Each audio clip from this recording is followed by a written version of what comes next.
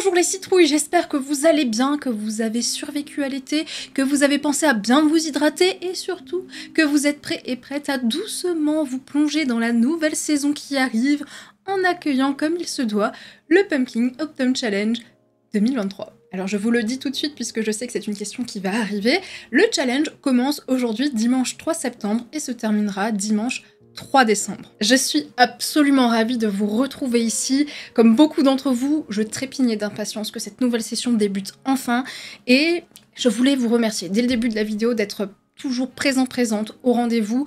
Je sais que j'ai tendance à le dire tous les ans, mais vous vous rendez pas compte à quel point c'est dynamisant, encourageant, stimulant de voir à quel point vous attendez avec autant d'enthousiasme, de passion ce challenge. Et je nous souhaite d'ores et déjà de passer une très belle saison, à vibrer et à partager de belles choses et de belles découvertes. Cette année, j'ai également l'honneur de vous annoncer que la maison d'édition L'École des Loisirs est partenaire de la session 2023 du Pumpkin Autumn Challenge, partenaire dans le cadre de la prochaine parution de Mémoire de la forêt. Si vous me suivez depuis quelque temps, depuis l'automne dernier, vous avez pu constater que j'ai eu, comme beaucoup d'entre nous, un immense coup de cœur pour le tome 1 de Mémoire de la forêt, ça a été une claque. Donc c'est vraiment avec beaucoup d'émotion que je vous annonce ça. Ça va pas changer grand chose pour vous en termes d'expérience, de participation, puisque j'ai composé exactement de la même manière les différents tableaux, anciennement appelés menus, les différentes catégories. Je me suis toujours autant creusé la tête pour chercher des références, les mots-clés, etc. Donc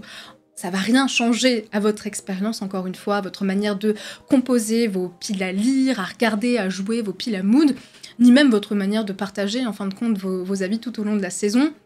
Mais c'est vrai que ça va donner quand même pas mal de force au challenge, et ça va permettre également de mettre de jolies choses en place. Et sans vouloir trop vous teaser, je peux déjà vous dire qu'on va vous régaler. Sur ces bonnes paroles, il est temps de rentrer doucement dans le vif du sujet, et sachez que cette vidéo va être divisée en plusieurs parties. La première partie sera une explication, je l'espère, brève et claire du challenge.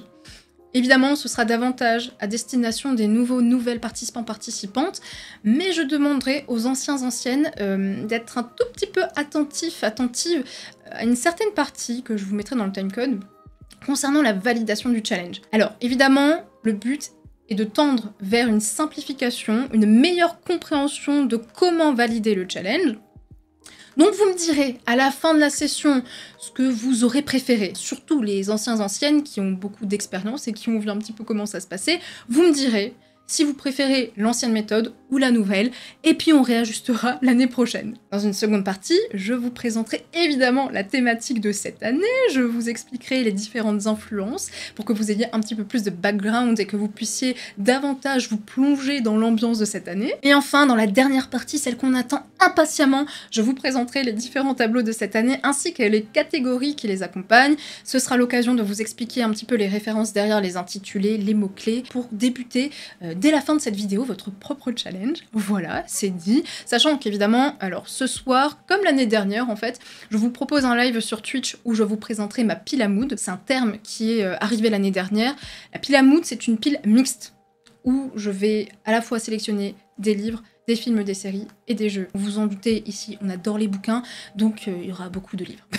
Il y aura beaucoup de livres, mais c'est une manière aussi pour moi de prolonger l'expérience de ce lancement du Pumpkin Autumn Challenge. Ça permettra également aux nouvelles d'avoir des idées en fait, de pouvoir s'inspirer, de pouvoir peut-être même mieux comprendre comment ça se passe. Au moins, s'il y a des questions, je pourrai répondre à tout ce qu'il faut dès ce soir. Préparez des boissons chaudes, préparez boissons chaudes, petits snacks, mettez-vous dans une petite bulle de douceur, c'est le moment. Donc qu'est-ce que le Pumpkin Autumn Challenge ?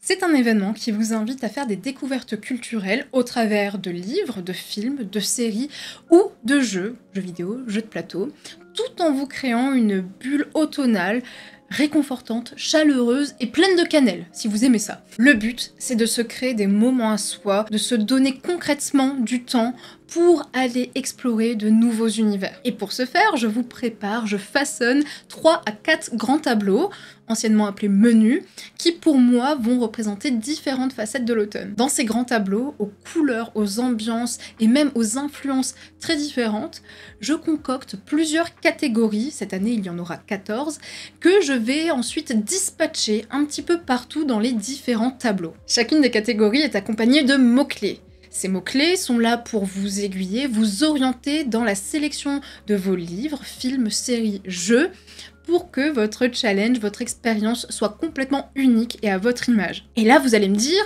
ok, très bien, mais je comprends toujours pas de souci. C'est là que les exemples arrivent pour vous illustrer le propos. Parmi les tableaux qui reviennent tous les ans depuis la création du challenge, il y a Automne frissonnant. C'est le tableau le plus effrayant, aux couleurs les plus sombres. On va partir du principe que ce tableau est composé de 3 catégories. 3 catégories parmi les 14 qu'il y aura en tout et pour tout. Imaginons encore une fois que la première catégorie de ce tableau a pour mot-clé thriller, horreur, épouvante. Votre mission, ça va être de chercher dans votre bibliothèque, par exemple, un thriller, ou un roman d'horreur, ou d'épouvante, ou un roman qui regroupe ces 3 mots-clés. Ça peut être un livre que vous n'avez jamais lu, justement pour découvrir de nouvelles choses, ou un livre que vous mourrez d'envie de relire. Ça peut être un livre que vous possédez déjà, vous pouvez tout simplement acheter, un livre que vous pouvez emprunter en bibliothèque ou en médiathèque, vous êtes complètement libre. Et comme vous l'aurez compris, vous pouvez le décliner aux films, aux séries et aux jeux. Et le but, en fin de compte, est de finir le challenge en ayant lu le bouquin en question, ou en tout cas en ayant validé la catégorie. Sachant que vous avez absolument le droit d'être flexible et doux avec vous-même. Vous avez le droit de changer votre sélection tout au long de la saison, vous avez le droit d'écouter vos envies, de vous laisser surprendre, de vous rendre compte que finalement, cet autre bouquin-là, comme ça, dans le coin de l'œil, vous fait bien plus envie que celui que vous aviez sélectionné à la base. Et la chance étant de votre côté, il rentre dans l'une des catégories et vous la valide. Eh oui, c'est la magie du pack. Mais alors, comment sait-on si on a réussi, validé son challenge? À la fin de la session, vous allez tout simplement vous référer aux différents titres que je vous ai préparés. En fonction du nombre de livres, de films, de séries, de jeux que vous aurez validés, vous obtiendrez un titre. Sachant que cette année, c'est beaucoup plus simple de valider des catégories puisque vous allez pouvoir prendre n'importe quelle catégorie de n'importe quel tableau. Soit vous partez du principe qu'il y a un ou des tableaux qui vous font particulièrement vibrer. Je sais pas, par exemple, Automne douceur de vivre, c'est celui qui vous botte cette année. Vous vous rendez compte que toutes les catégories vous plaisent, donc vous allez lire ou regarder ou jouer à 3 des catégories. Sinon, vous aurez cette liberté de composer votre propre challenge en fonction des différents intitulés à travers les tableaux. Par exemple, si vous validez 3 catégories, on va prendre par exemple une catégorie dans Automne frissonnant et 2 catégories dans Automne douceur de vivre. Donc tout ça fait 3 catégories. Vous obtenez le titre Une fin de loup-garou. Vous comprenez bien du coup que vous validez le même titre si vous choisissez 3 catégories de Automne douceur de vivre. Si vous validez 6 catégories, vous aurez le titre, ça s'appelle Avoir les crocs. Si vous validez 9 catégories, vous décrocherez Dragon glouton. Et enfin, si vous validez 12 catégories, vous remporterez le titre Le festin des ténèbres. Alors oui, pour celles et ceux qui débarquent, tout tourne autour de la bouffe. Voilà, parce que vous allez dévorer vos découvertes culturelles. Vous noterez que vous n'avez pas besoin de valider les 14 catégories pour obtenir le plus haut titre. Et de cette manière, s'il y a 1 ou 2 catégories qui vous donnent un petit peu de misère ou avec laquelle vous avez du mal, qui ne vous correspond pas, ce sera beaucoup plus simple pour vous de quand même atteindre le Graal. Et je rappelle, encore une fois, que vous pouvez mélanger les supports et vous faire une pile à mood. Vous pouvez valider les catégories avec un livre, puis avec un film, et pour finir avec une série. Voilà. Donc ça fera 3 supports, 3 catégories, et donc du coup, un premier titre. De telle sorte que vous pouvez très clairement adapter le challenge à votre rythme de vie, à vos envies, à vos objectifs et à vos genres de prédilection. Avec les mots-clés que je vous propose, vous pouvez tout autant partir dans des choses très concrètes, ancrées dans le réel, que dans des univers de l'imaginaire. Ce challenge, vous pouvez l'aborder de manière très décontractée, en mettant davantage l'accent sur le plaisir de vivre la saison automnale en bonne compagnie, ou au contraire, en étant hyper investi, en mode hardcore finalement, en essayant peut-être même de repousser vos limites, de sortir de vos zones de confort et peut-être d'essayer de nouveaux genres. Écoutez-vous, c'est le maître mot. Ne vous mettez pas la pression. Je rappelle que le plaisir doit être au centre de ce challenge. Si ça devient un poids, que ça vous procure du stress, c'est pas bon. Peut-être vous n'allez pas dans la bonne direction. Là, je vous inviterai tout simplement à vous reconnecter au moment présent et à ne pas trop vous projeter dans les choses que vous devez absolument lire, absolument voir, absolument jouer. Ancrez-vous. Profitez avant tout de vos moments à vous. On passe enfin à la révélation de la thématique de cette année. Vous l'avez vu dans le titre, ça s'appelle « Légende des bois et au-delà ». J'ai été très influencée par 2 œuvres en particulier, à savoir Légende de la Garde et Monster Hunter. J'ai essayé de leur rendre honneur du mieux que je le pouvais. Comme tous les ans, j'ai essayé de créer une illustration qui allait donner la couleur et l'ambiance de cette année. Parce que comme vous le savez, pour moi, tout est très visuel et déjà, personnellement, moi, dans un premier temps, ça me permet un petit peu de m'immerger dans la thématique, de pouvoir donner de la consistance, de la profondeur à ce que je vais vous proposer par la suite. Je vais vous présenter ces 2 œuvres en particulier, pour celles et ceux qui n'auraient pas forcément les références, et pour que vous puissiez du coup mieux comprendre l'ambiance de cette année. D'une part, nous avons, comme je vous le disais, Légende de la Garde. C'est une série de comics, de bandes dessinées illustrées par David Peterson, où on suit d'héroïques petites souris qui, jour après jour, combattent pour défendre leurs semblables. Si vous me suivez depuis très longtemps, vous connaissez mon amour inconditionnel pour cette série. Je suis particulièrement fan du dessin. Voilà, j'y suis hyper sensible. C'est même un plaisir d'aller voir des fois les lives de David Peterson parce que franchement, voilà, j'adore sa patte. Mais en plus de ça, comme j'aime bien vous le rappeler, c'est un univers qui est absolument pas aimable. Il a beau être à destination de la jeunesse, c'est impitoyable, c'est un vrai récit chevaleresque. Et d'une autre part, nous avons Monster Hunter, qui est une série de jeux vidéo. Moi, dans mon cas, la référence, c'est Monster Hunter World, un jeu auquel j'ai beaucoup joué, qui m'a vraiment fait découvrir la licence pour le coup. Comment vous dire? C'est un univers avec énormément de créatures fantastiques, de dragons, de wyverns, de bestioles en tout genre. Et il se trouve que dans la licence Monster Hunter, il y a des petits êtres qui s'appellent les félines, ou palicots, et ce sont des sortes de gros chats dressés sur leurs 2 pattes arrière, qui sont des compagnons extrêmement précieux pour les chasseurs-chasseuses. Et avec les explications qui vont suivre, vous allez encore mieux comprendre pourquoi il y a la présence de certaines catégories dans le tableau dédié à la thématique de cette année. Donc j'ai voulu croiser ces 2 univers en dessinant Esteban, qui est une souris au gabarit similaire à celui d'un palico, voire même un peu plus grand, et qui ici se présente comme le gardien des bois. Il ressemble beaucoup à un druide avec son sceptre de cristal au pouvoir insoupçonné et se veut le plus pacifiste possible. Il se prépare à toute éventualité et est toujours prêt à se défendre si nécessaire,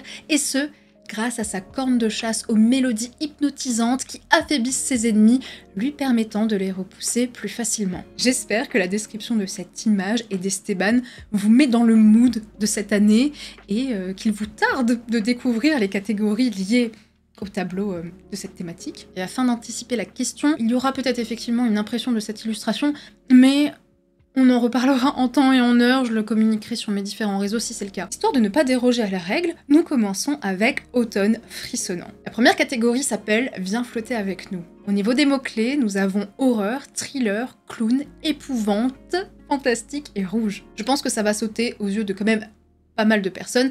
C'est une référence directe à ça, le roman de Stephen King, où on retrouve le clown Gripsou. Et c'est littéralement une phrase qu'il prononce pour attirer les enfants dans ses griffes. La deuxième catégorie s'appelle l'enfer des backrooms. Au niveau des mots-clés, nous avons dimension parallèle, cryptique, labyrinthe, internet, légende urbaine, mystère. Si vous saviez à quel point j'affectionne cette catégorie, je me suis éclatée avec les mots-clés pour essayer de trouver ceux qui étaient le plus pertinents et ceux qui allaient englober le plus de choses possibles. Ça me renvoie à Feldup. C'est un créateur de contenu sur YouTube. Génial. Voilà, en un simple mot, son dada, c'est Internet et les choses étranges qui s'y passent, et il nous le raconte au travers de vidéos. C'est passionnant, c'est ultra bien fichu, la narration est à chaque fois extrêmement bien maîtrisée, c'est un univers à part entière, Feldup. Si vous êtes adepte de ce genre de choses et que vous n'avez pas encore eu la chance de tomber sur des vidéos de Feldup, foncez. Et j'ai découvert les backrooms grâce à lui. En faisant mes recherches pour concocter cette catégorie, je me suis rendu compte que Alt 236 en avait également parlé des backrooms, sauf que je n'ai pas encore eu le temps de regarder son contenu.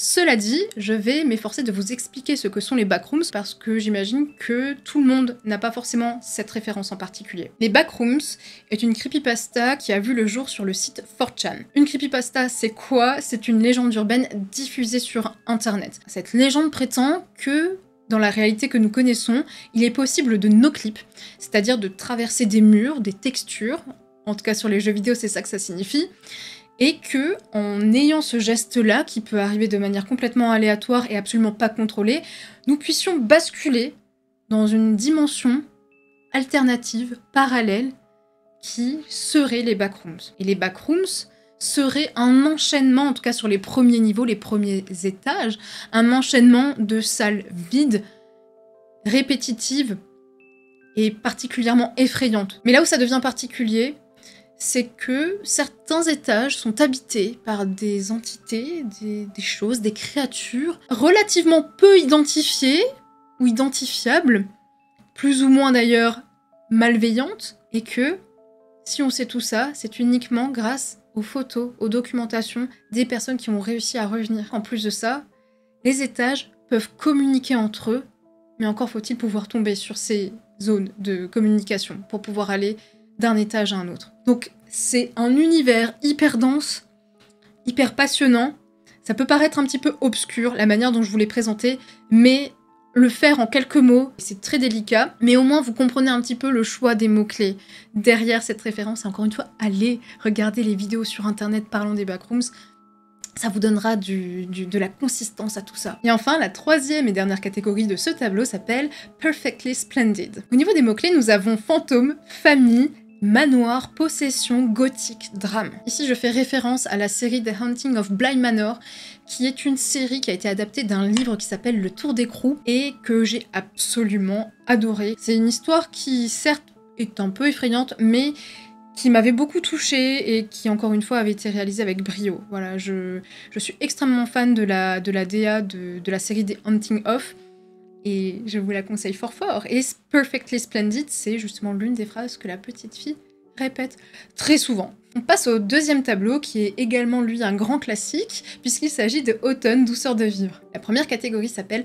Something Wicked This Way Come. Au niveau des mots-clés, nous avons Halloween, octobre, automne, fête foraine, enfance, cauchemar. Ici, on parle du roman de Ray Bradbury, qui en français s'appelle La Foire des Ténèbres, et du coup en anglais Something Wicked This Way Come. L'histoire commence quelques jours avant Halloween, à Greentown, et nous avons deux jeunes garçons qui, en pleine nuit, entendent quelque chose d'étrange, entendent des sifflements, et se rendent compte qu'une foire est en train d'arriver dans leur ville et est en train de s'installer. Et vous vous doutez bien, cette foire réserve son lot d'événements pour le moins étranges, voire cauchemardesque. Je sais qu'à l'époque, j'avais apprécié ma lecture de La Foire des Ténèbres, et ça reste quand même une référence très importante de la littérature automnale / halloweenesque. Octobre, il y a une double influence puisque Ray Bradbury a écrit un recueil de nouvelles qui s'appelle Le Pays d'Octobre. La deuxième catégorie s'appelle Poupée de souvenirs automatiques à votre service. Au niveau des mots-clés, nous avons épistolaire, correspondance, sentiment, émotion, amour, deuil, gratitude, guérison. J'ai découvert cet été Violet Evergarden et ça a été une claque monumentale. Je crois que j'ai rarement autant pleuré devant une série d'animation, devant des films d'animation. Vous savez, des fois, il y a des œuvres qui arrivent au bon moment. Là, ça a été le cas. Je suis rentrée en résonance, j'ai vibré de tellement d'émotions. L'animation était folle, les musiques étaient folles, la narration était extrêmement bien menée, j'ai adoré. Violet Evergarden, c'est une jeune fille qui a été dans l'armée et qui, dans cette nouvelle vie qui débute avec le premier épisode, va devenir poupée de souvenirs automatique. Alors évidemment, vous vous doutez bien que c'est un personnage qui va être complexe, qui va apporter tout un lot de questionnements, vu ce qu'elle a traversé. Mais en tout cas, poupée de souvenirs automatique, c'est certainement l'un des plus beaux métiers qui puissent exister, puisque leur but et d'écrire, de retranscrire la parole des gens et surtout leurs sentiments dans toutes leurs nuances, dans toute leur intensité. Évidemment, pour les biens de cette vidéo, je ne peux pas m'attarder davantage sur cette référence, mais ça vous explique au moins les mots-clés. Le fait qu'il y ait le mot épistolaire, qui est très lié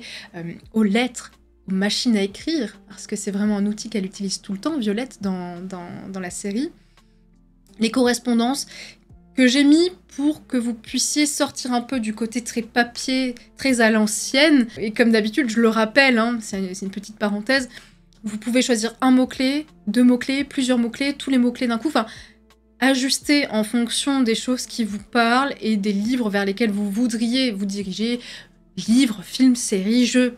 Voilà. La 3e catégorie s'appelle la Dame Chouette des îles bouillantes. Au niveau des mots-clés, nous avons sorcière, magie, malédiction, école, parcours initiatique, amitié. Je fais référence à une série d'animation qui s'appelle Loose à Oseville, ou The Hull House en anglais. Je l'ai découverte il y a pas si longtemps, c'est d'ailleurs quelqu'un de ma communauté qui m'en a fait part, et qui m'a dit qu'il y avait des chances que ça me plaise.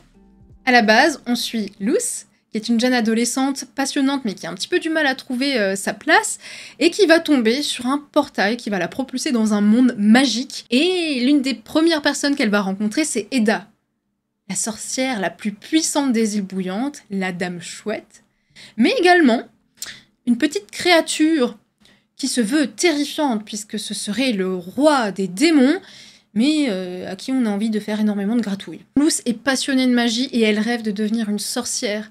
Et c'est ce qu'elle va tenter de faire. Évidemment, pour cette catégorie, comme pour beaucoup d'autres, je me suis focalisée sur certains mots-clés. Pour autant, il y en aurait énormément plus à stipuler si je voulais vraiment décrire l'entièreté de ce que cette série d'animation essaie de communiquer. Mais je vous laisse le soin d'aller découvrir tout ça par vous-même. C'est une série très très belle qui communique de très beaux messages, faut vraiment pas passer à côté. Et enfin, la 4e et dernière catégorie de ce tableau s'appelle la loi fondamentale de l'échange équivalent. Pour chaque chose reçue, il faut en abandonner une autre de même valeur. À la toute base, je voulais simplement indiquer un livre acheté, un livre offert, DVD, Blu-ray, jeu, voilà, vous le déclinez comme vous le voulez, pour qu'il y ait cette notion de partage et de je m'achète un bouquin et j'en offre un à quelqu'un. Sauf que tout le monde ne peut pas se le permettre.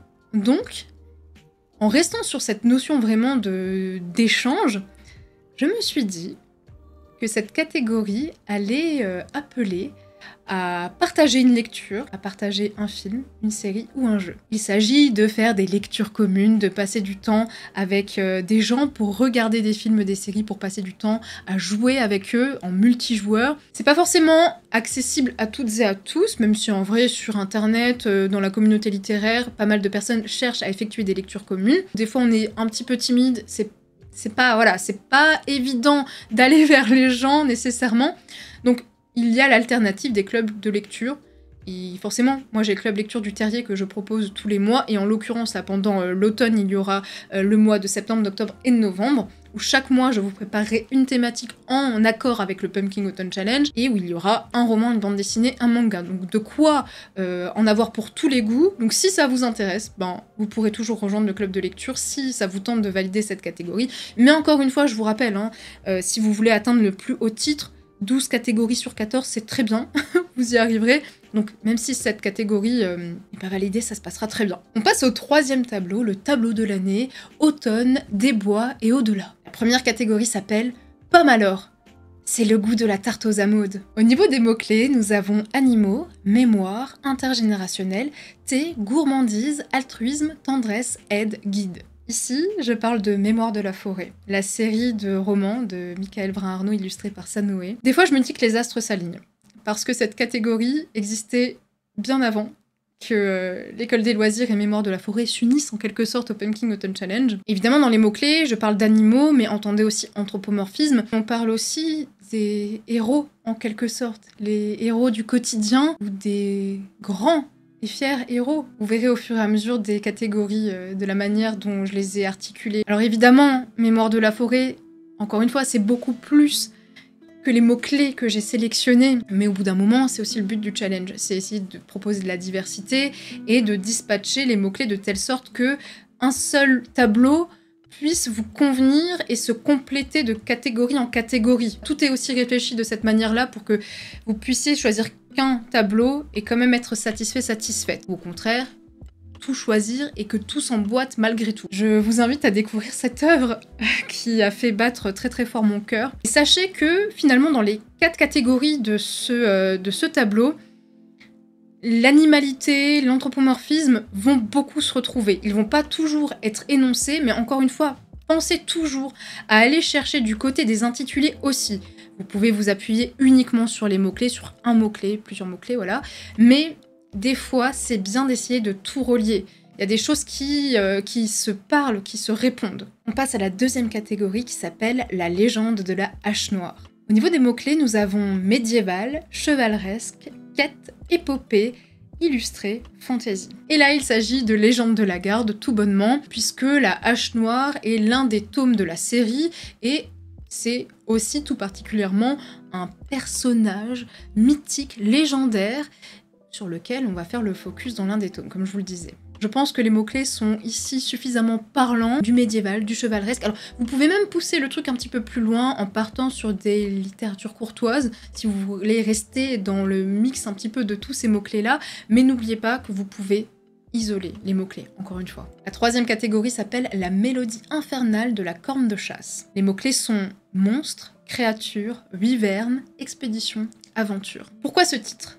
Tout simplement parce que dans Monster Hunter World dans mon cas, lorsque vous jouez corne de chasse, vous pouvez enchaîner un combo d'attaques qui vont vous permettre d'enclencher la mélodie infernale. Et quand vous jouez corne de chasse, vous êtes plutôt un support puisque vous pouvez améliorer les statistiques de votre équipe. Moi, ce que je vous invite à faire en soum-soum, c'est ajouter à la liste de mots-clés, en tout cas subtilement, le mot musique. Voilà, jouez sur l'intitulé, alors ne l'ajoutez pas sur la liste de mots-clés, mais sachez que le côté musique peut être une piste dans la composition de votre pile à mood. Voilà, je dis ça, je dis rien. Et enfin, quatrième et dernière catégorie de ce tableau, Rocket Raccoon on the Run. Au niveau des mots-clés, nous avons mutation, expérience scientifique, science-fiction, chasseur de primes, gardien, galaxie. Je me suis éclatée. Pourquoi ? Parce que dans Gardien de la Galaxie, il y a une chanson qui s'appelle Fox on the Run, très connue, hein.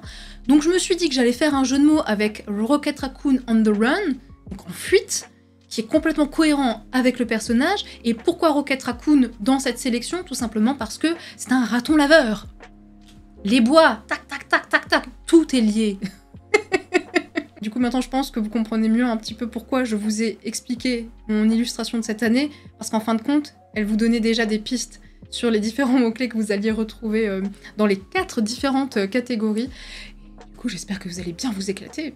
Et enfin, on termine avec le dernier tableau, Automne rayonnant, qui revient presque tous les ans également, avec une première catégorie qui s'appelle We'll Always Find a Way. Au niveau des mots-clés, nous avons cristaux, facettes, singularité, diversité, inclusivité, feel good. La référence derrière cette catégorie, c'est Steven Universe. Une fois encore, c'est une série d'animation que je vous recommande très chaudement, qui est très feel good, pleine de bons sentiments.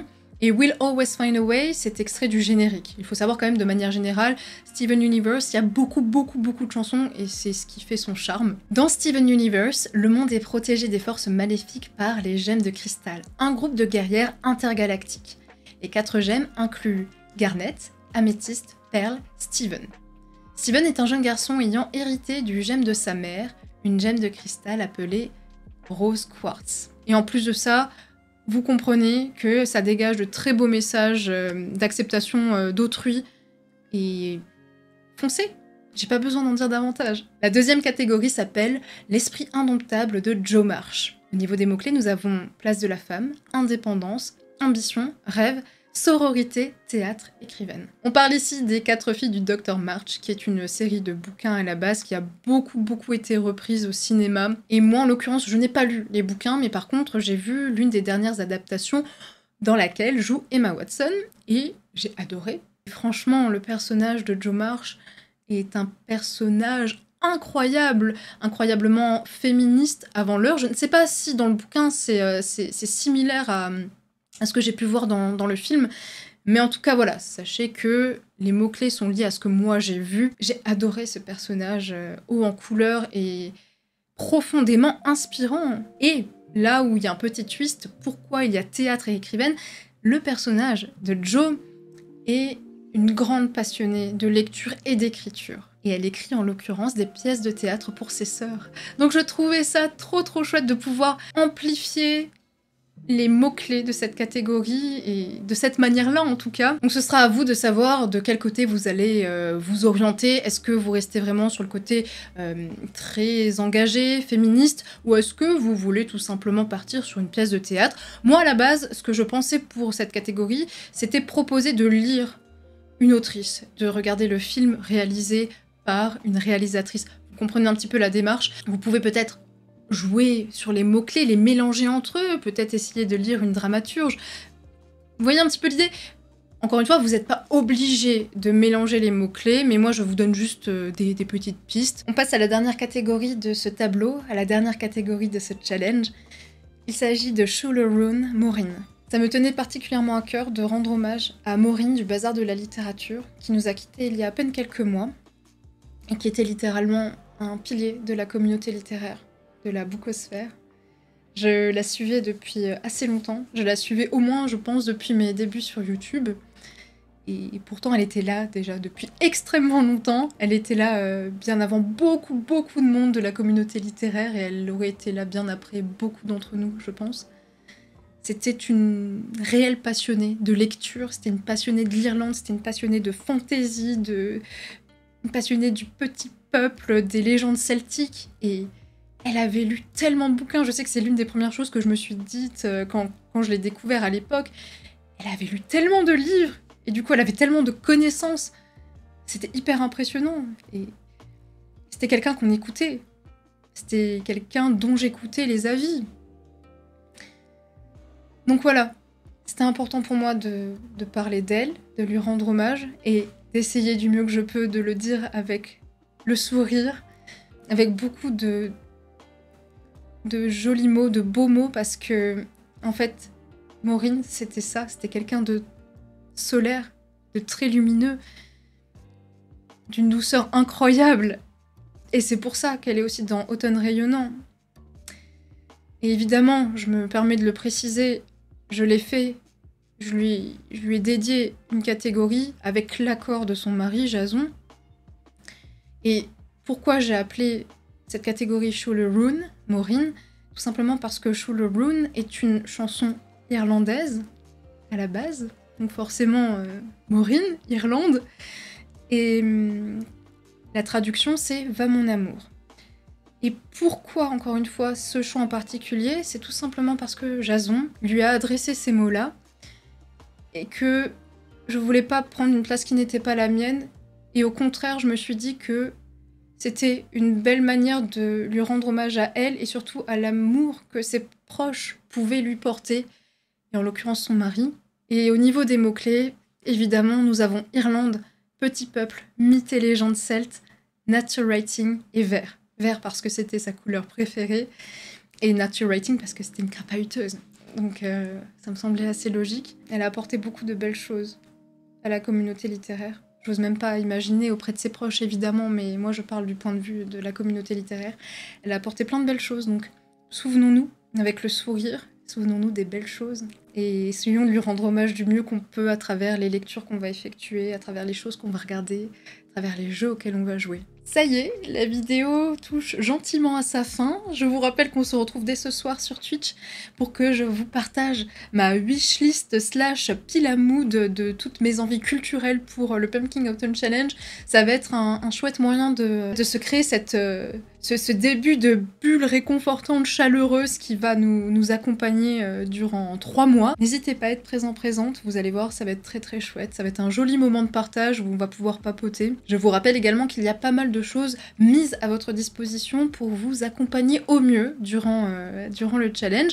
Dans un premier temps, il y a le groupe Facebook sur lequel vous allez pouvoir partager librement votre pile à lire, votre pile à mood, votre pile à regarder, votre pile à jouer, mais également tous vos avis sur vos découvertes culturelles tout au long de la saison. Là-bas, vous trouverez aussi de la documentation, les liens vers les choses utiles. L'article de blog aussi sera disponible pour celles et ceux qui préfèrent le support écrit ou qui ont besoin d'exemples supplémentaires. Il y a également une section Pumpkin Autumn Challenge qui va être ouverte sur le Discord du Club Lecture du Terrier. C'est la 4e année qu'on refait ça. Cette année, j'ai bien fait un salon par par catégorie. En gros, il va y avoir un salon dédié à la lecture, un salon dédié aux films, séries et un autre aux jeux. Alors évidemment, le Discord est un peu particulier dans la mesure où il faut respecter voilà, certaines choses. C'est vraiment plus de l'échange, de la discussion entre passionnés que un lieu de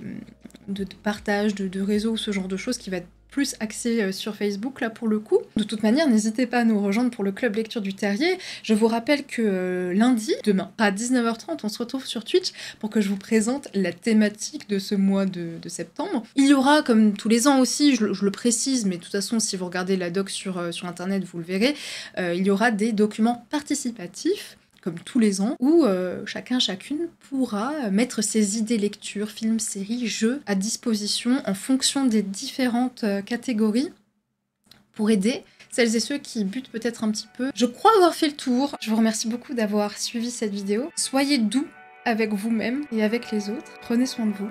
Je vous fais de gros bisous et à plus. Ciao.